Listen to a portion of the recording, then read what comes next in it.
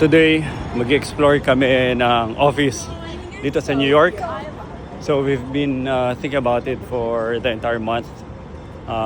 Well, kasama naman siya sa plano, pero iba pa rin na nandito ka and trying to check possible options on where we can find that office. And exciting kung saan kami pupunta ngayon.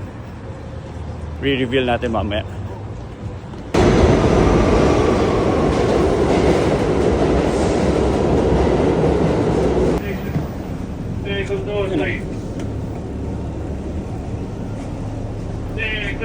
Please.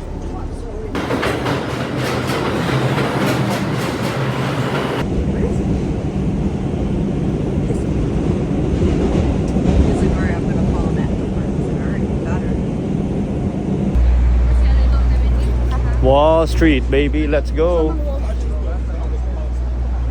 Nagti-tiktok pa. Bang, bang, bang, bang, bang. Grabe. Hindi ko kaya yan. Kaya niyo yan? Wall Street, baby. Wall Street, sobrang exciting. Tingnan natin kung ano yung possibility that we can get our own office.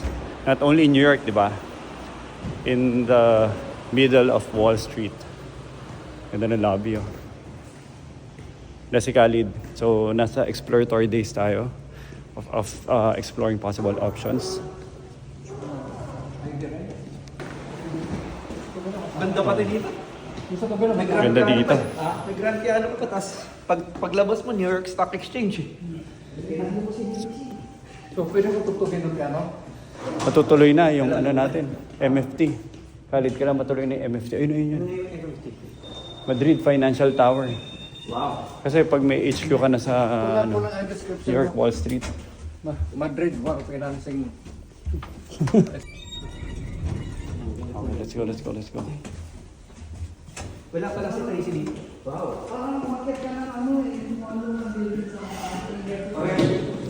Right now, nandito tayo, 14 Wall Street. And we are exploring the possibility of getting an office here in the middle of New York City. Hindi lang New York City, Wall Street. So, kakausapin namin yung lesser mamaya. We'll talk about the details and the price. And exciting na matuloy ito. Corner office, 14 Wall Street. And tignan nyo. So this is a corner office, even though it's very simple. Yung mga furnishings madali pa gawin later on, pero very exciting lang. Along Wall Street, di ba? 14 Wall Street. So usually mga buildings dito, it's just a number system. So 14 ang number ng building, Wall Street. And this is a corner office within an entire floor of offices. Yun lang. Very basic setup. Pag naayos yan, tsaka nag-operate na kami. Start of big things to come dito sa New York. Hindi lang New York, Wall Street, New York. Let's go. So, we're finalizing our options and titignan natin kung ma-afford natin having a corner office here in 14 Wall Street. Nakaka-excited kasi, di ba, fina-fantasize natin palagi yung Wall Street in the movies and whenever we hear about New York and financial markets here, financial industry. Wall Street is at the very center of it. So finally, we're here at an office. Hindi mo ma-imagine na mangyari tong ano na to, situation na to.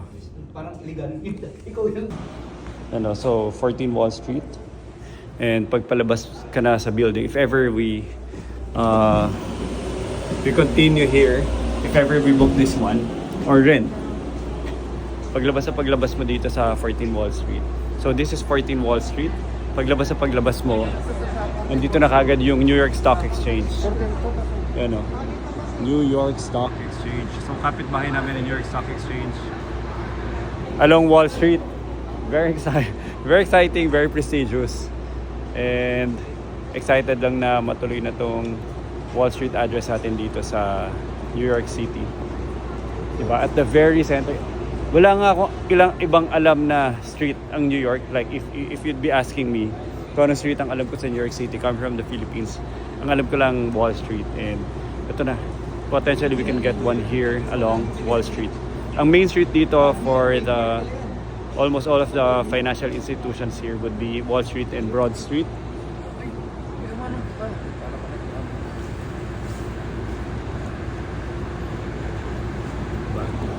Nandyan yung mga, anong tawag dito? Mga investment, mga fund managers, Private equity. private equity, capital institutions. Andyan yung ano? Andyan Fund yung markets. Wolf on Wall Street. Ito na. So pag naisip natin ng Wall Street, naisip natin yung capital markets, financial institutions, nandito lahat nangyari ng mga biggest IPOs, trades, mga investments of the world. And paglabas mo sa 14 Wall Street, if ever matutuloy tayo dyan tayo kukuha ng office. Harapan lang yan, niya. correction. Matutuloy. Oh, definitely, we're getting it done. 14 Wall Street. Kunin mo na yung kontrata. Dito tayo. Paglabas mo dyan sa 14 Wall Street. Paglabas mo sa 14 Wall Street, ang nasa tapat mo kagad, New York Stock Exchange, NYSE. Exciting. So, kung may office na tayo dito, easily everyday makikita ko na sino mga makikita ko dito everyday? Si Leonardo DiCaprio. Papakita ko Si Leonardo DiCaprio, si Will Smith.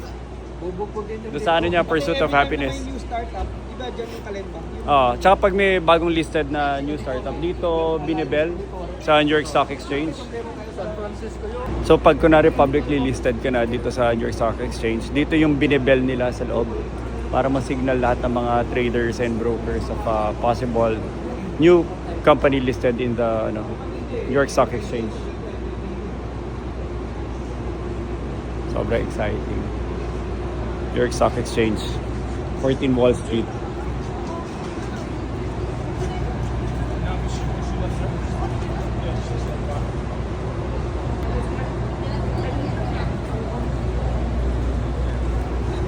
Exciting na matuloy to. Actually, tuloy na kami. We're just finalizing the details. Tapos paglabas mo sa 14 Wall Street, right in front of us would be bang, New York Stock Exchange. Sobra exciting pag natuloy ito. Siguro we will be starting with 1 or 2 muna na 1 to 2 size na I mean 1 to 2 person size na offices. Siguro mag-start muna kami 1 to 2 people inside the office, and then after that syempre we would try to fill the market. May mga murang offices, hindi naman mura na mahal, pero may mga mahal na corner office. Yun yung tinignan natin kanina, mga corner offices. We have to do a little bit of furnishings, put a lot of siguro mga LED monitor tsaka screen. Pero very exciting lang na once we have that done dito sa loob ng New York City, definitely every time we're here, we really have a destination tsaka agenda kung anong gagawin everyday. Kasi right now, I'm just trying to find places, spots on where to find work. Pero right now, tingnan nyo, dito sa loob ng Wall Street, hindi namin in-expect na possible pala na makakuha tayo ng address sa Wall Street, ng business office tsaka address dito sa Wall Street. Pero right now, it's becoming a reality. Konting tanong dito, here and there, we set up ourselves for an appointment. Tapos all of a sudden, we're in the middle of conversation, and then we found out that we can afford the office space, yung startup office space. Yun lang. And then eventually, we can get to have an address here at 14 Wall Street. Wall Street mismo. Yung street na the only street that anyone is aware of all over the world. Kahit ako, even for myself, coming from the Philippines, if you'd be asking me about what are the names of streets here in New York City, I wouldn't know anything. The only street that I know that's here in New York City is Wall Street. Other than that, I don't know anything. Siguro yung mga avenues na lang. Just a numbered avenues and street.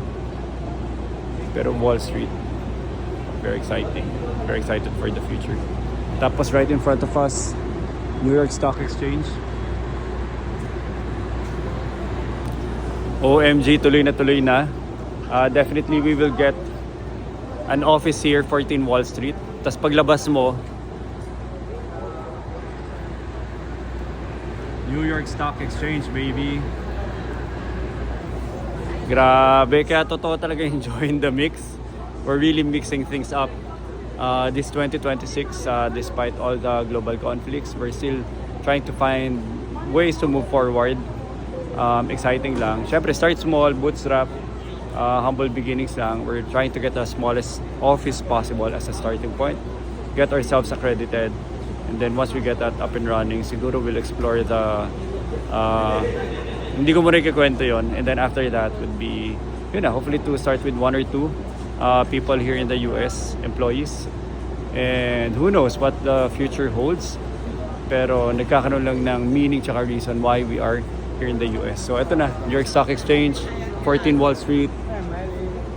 That's Broad Street, Broad Street. Tapos ito, New Street.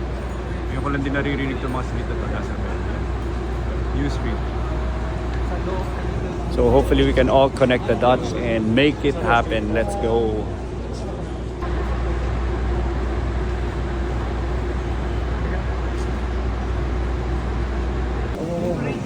Ito, Wall Street is so famous. Mga tao nagpupunta lang dito just to take pictures.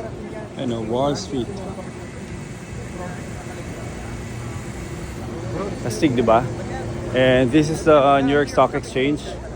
Ito yung building ng New York Stock Exchange.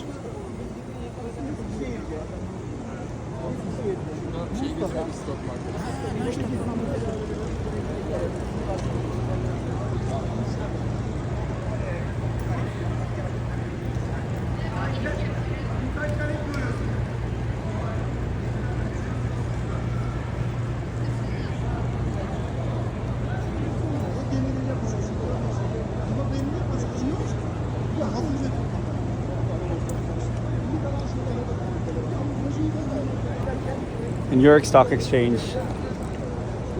And pinifeel ko lang yung moment. Right now talagang ang point of view ko is really just being a tourist here, trying to feel the energy of the financial markets of the US, lalo na here in New York. Not only being here in New York City, but being at the very center of the financial power of of America. New York City, di ba? So pag pinag-usapan natin na mga financial institution, financial investments, mga pinakamalalaking IPO, nandito lahat sa New York Stock Exchange and along Wall Street and Broad Street. Ito na.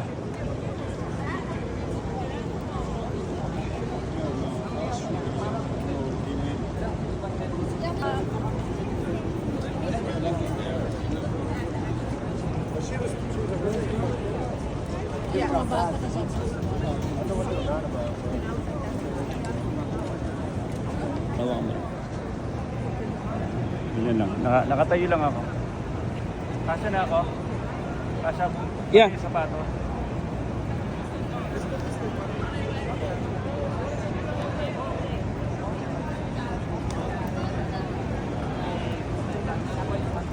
Tapos, isa pa, steady, stop mo, stop. Running. Okay na? Rolling.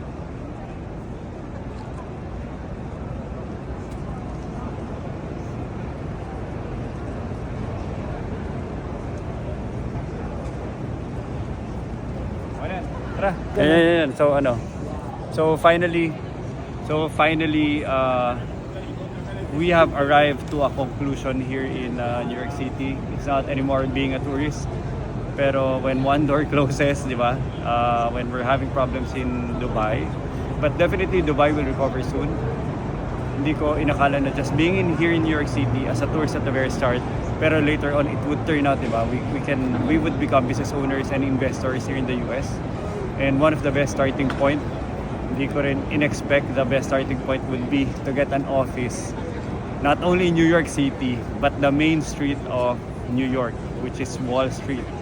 Nakaka-energize, nakakalukso ng dugo, and tumatakbo na kagad yung imagination on all the possibilities that we can do here in US, New York. And even though ang starting point is really, to be honest with you, the starting point really is just a very small office, physical office here in Wall Street. Just having the address and being around the other businesses that's also based here in Wall Street, parang dun pa lang parang there's so much opportunities ahead. So very excited to make this happen, and very excited to bring the flag of Philippines here in the middle of New York City, Wall Street. And hopefully the future of the financial markets that we are serving in the Philippines can also be connected from Philippines, Dubai, UAE, Middle East, and then New York City. And then of course, definitely more cities to conquer in the future. Let's go!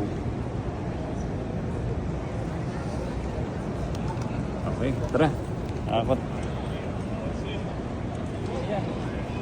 Paano yung plano mong mag-stay ka sa Dubai ng several months? Pabalik-balik na lang ako. So the plan would be Sasapawan na ng New York. back and forth between Dubai and New York City. Siyempre, Dubai will still be the center of the entire Middle East commerce na pwede natin establish. And New York City will be our main HQ for the world. Tama ba? Palis na tayo. Exciting. Imagine nyo, fast forward natin 5 years from now. Kung ano yung magagawa natin ng mga achievements and progress. Just by simply establishing a presence here in Wall Street, New York City. Dito na. Go! Isa pa. 1, 2, 3. Having a good move. Like, that client called me yesterday. He wants to put a ground. I thought it was cool. I thought it was cool. Not expecting to go by. Exciting. Let's go. Let's make it happen.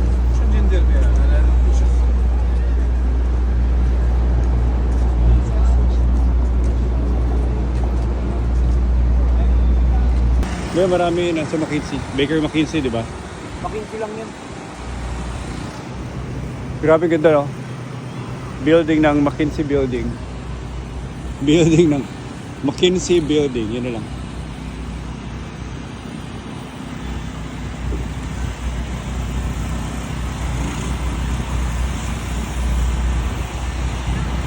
Grabe ganda ng McKinsey Building.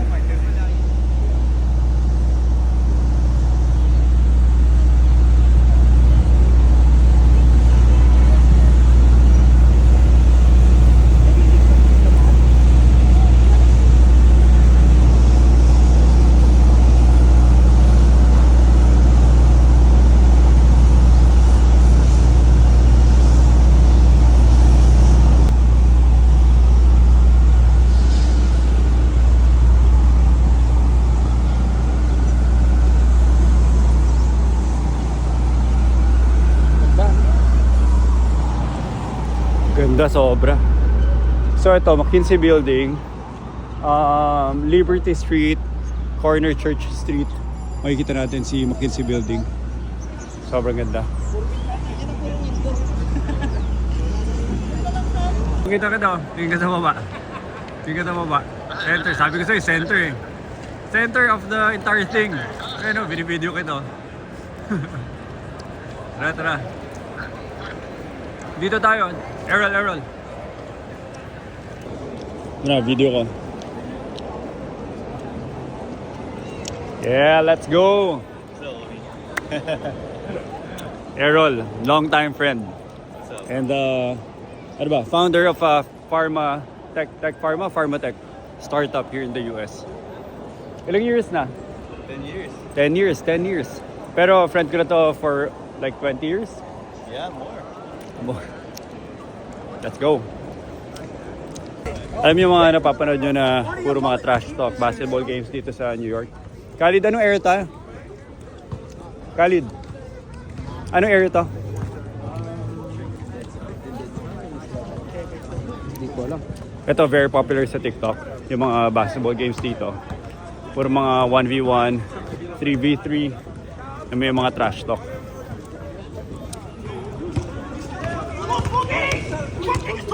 Ganun na, nagawin na. Nagawin na.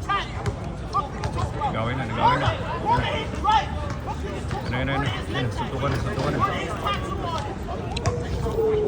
Right, isa tayo.